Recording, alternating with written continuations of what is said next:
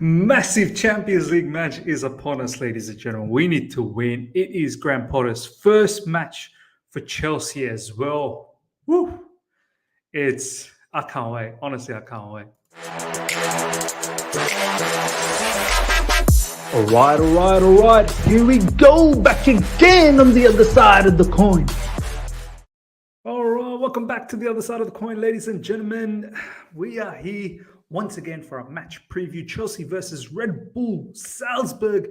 Our owner, specifically Todd Boehly, had some really nice things to say about the Red Bull group, Leipzig, Salzburg. Obviously, we're going for the director of football, Christoph Freund.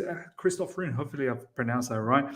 And there's a lot of superstars. There's a lot of up-and-coming superstars from that particular team in Salzburg. And, they've had superstars in past as well. So that's why we're going for that director of football. But this isn't about the director of football, ladies and gentlemen. This is about the match preview.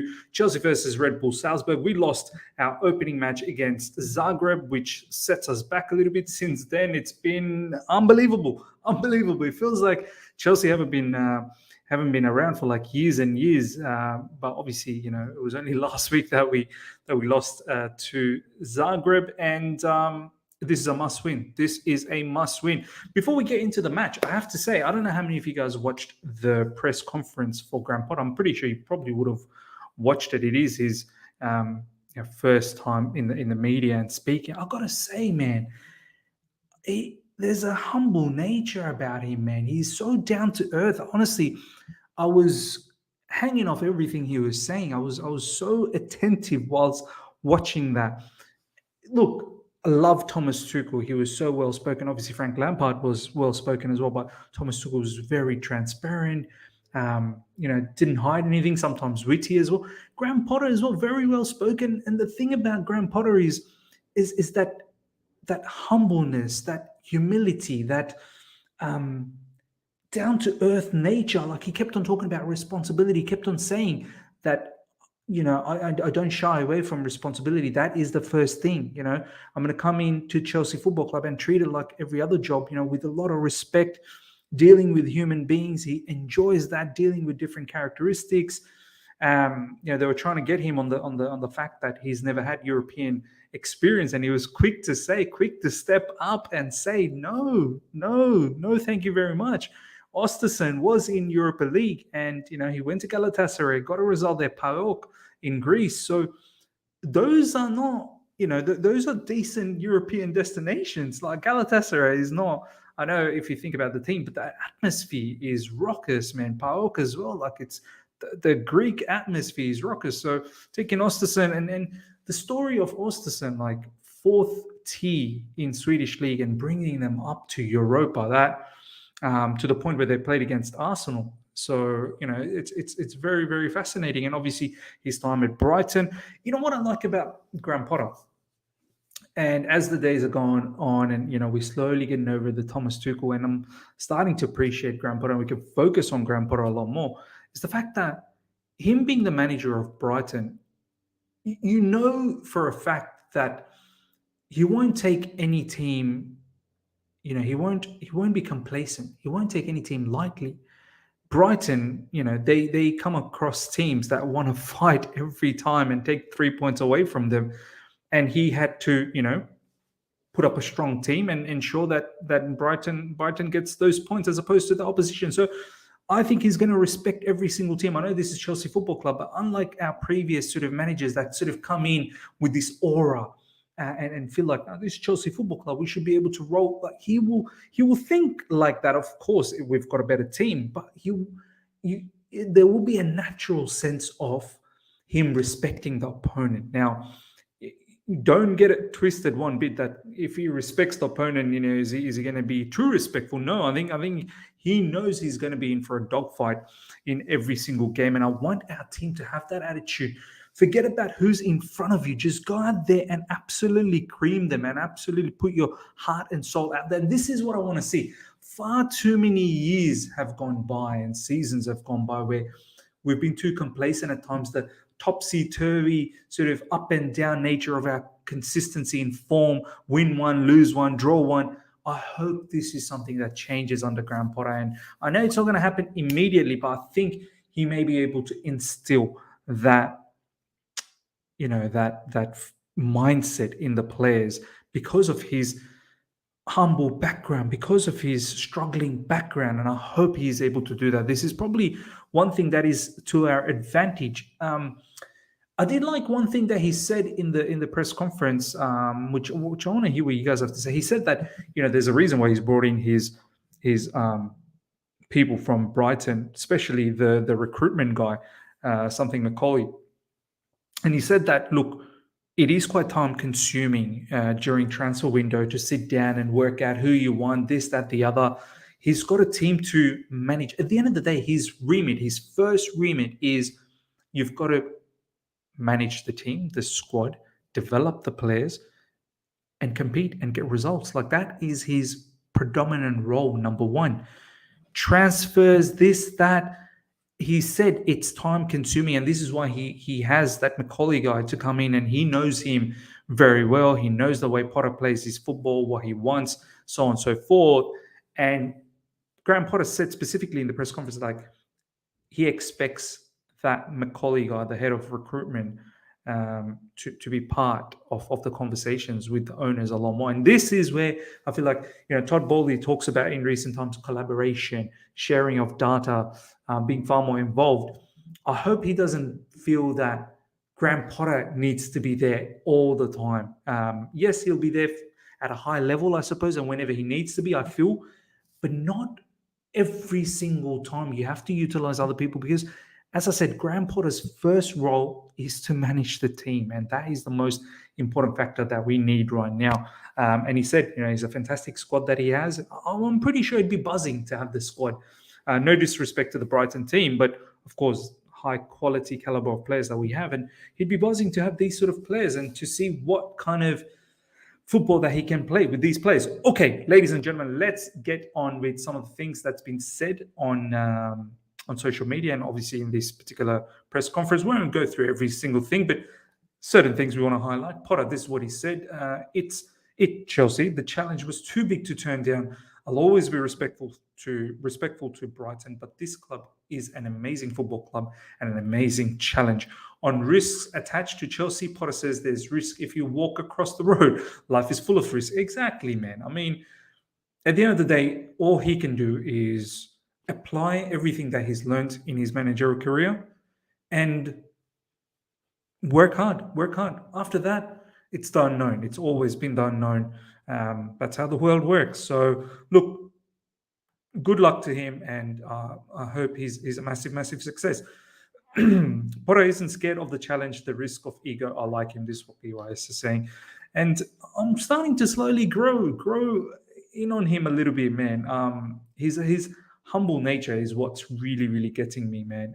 And I really like that, appreciate that, because I know struggle in life. And I think he's seen enough of that in his life, which only has made him better.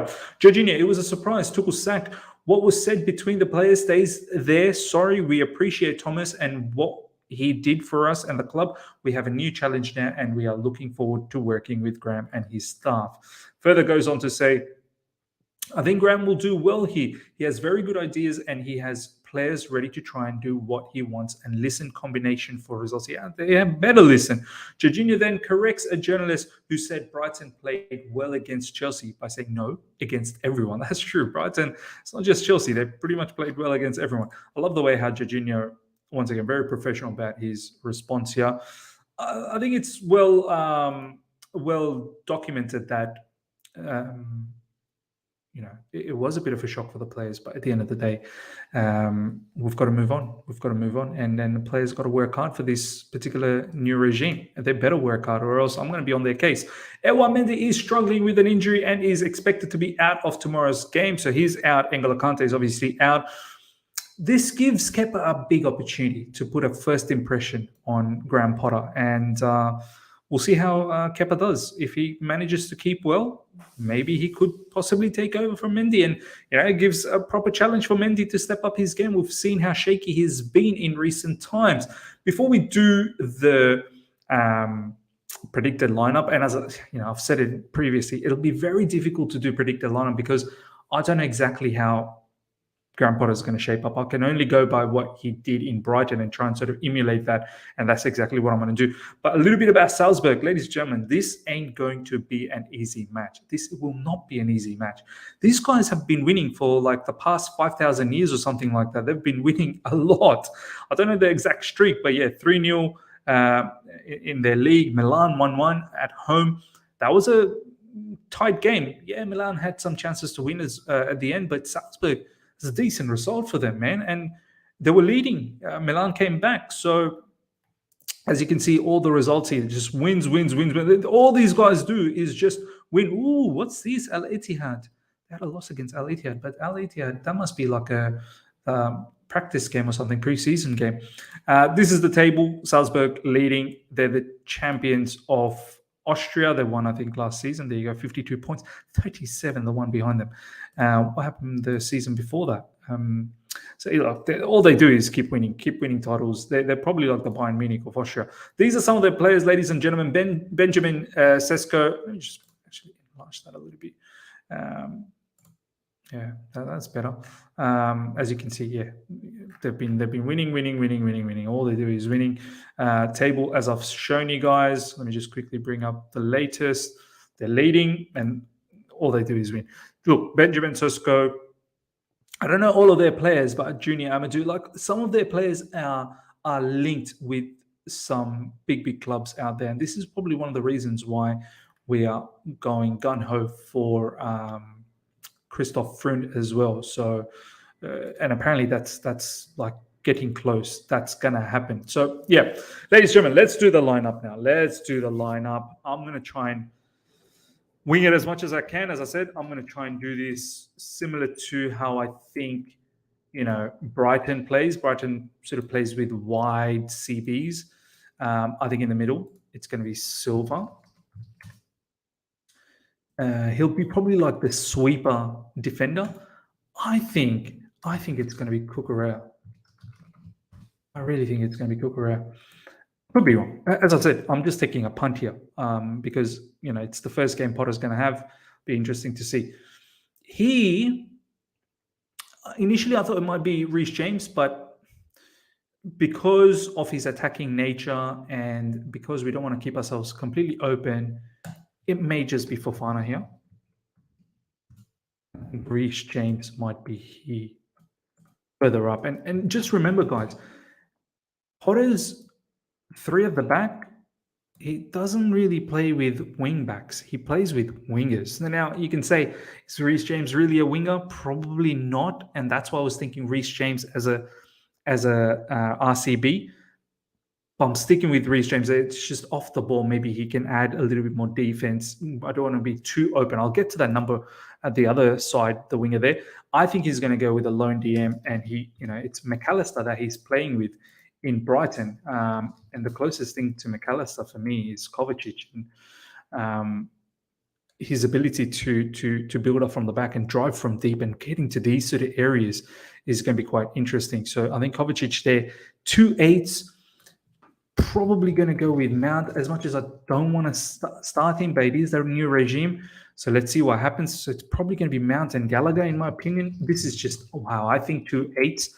You could possibly use other players, Ruben Loftus-Cheek, Kai Havertz maybe. I'm going with Mount and Gallagher, workhorses, much like the Brighton sort of model, and Kovacic as the deepest midfielder. I think it might be Sterling. I know you guys are going to laugh and think, oh my God, that's a wing-back position, but it's not a wing-back for Graham Potter. That's a proper winger. Like, that's a winger spot or a left mid spot, whatever you want to call it. I actually thought maybe it might be Ziyech over here. I might just actually an alternative sort of situation. I thought it might be Ziyech, and then you can have Reece James over here. But we'll see. That might be too much attacking, but then, you do need your midfield to help out in defense. The eight, Mount and Gallagher, they got to be up and down the channel to help the defense out. You don't want to be too open, but at the same time, it could possibly work out like that. Ziyech on that right side, wide right position as a right winger, whipping in those crosses. Up front, ladies and gentlemen, I'm going to go with Aubameyang. And it might not be like that. I think it might be something like this. Havertz just behind. Once again, Havertz, do I think he deserves to start? No, but I'm going with him because it's a new regime, and I feel like Havertz could play that Pascal Gross kind of role just behind the striker. And this is what I've gone with. Like, I've gone with that philosophy that he had with Brighton and trying to match the players with us to fit in the best. So look, I could be horribly wrong, but this is the thing. It's tonight, tomorrow for me in the morning. But this is my prediction. Kepa, goalkeeping position, Cucurella, Silva, Fofana, Kovacic, Mason Mount, Gallagher, Sterling, Reece James. The alternative option could be Ziyech on the right side, Reece James and RCB, Havertz and Aubameyang up front. Ladies and gentlemen, let me know what you think about this lineup. We have to win. We have to win. I'm going with maybe a narrow victory, 2-1 for Chelsea. Kickstart Potter era with a victory, much needed. It'll be giving the squad a good confidence boost. It'll be giving Potter a good confidence boost. And this will be the last game for a little while, because straight after this, in the weekend, it's postponed. And then it's the international break. So next up, it's in October. So we need to finish things off with a victory. And for our sake, in the group stage of this Champions League, we need a victory. Ladies and gentlemen, let me know what you think about this upcoming match. Do you like that lineup? What would you change? What's your predicted score as well? And what did you feel about Graham Potter in the press conference? Hope you've enjoyed this. Smash the like button if you're here for the first time. Subscribe, hit the bell notification to stay in touch with all my content. Until next time, see ya.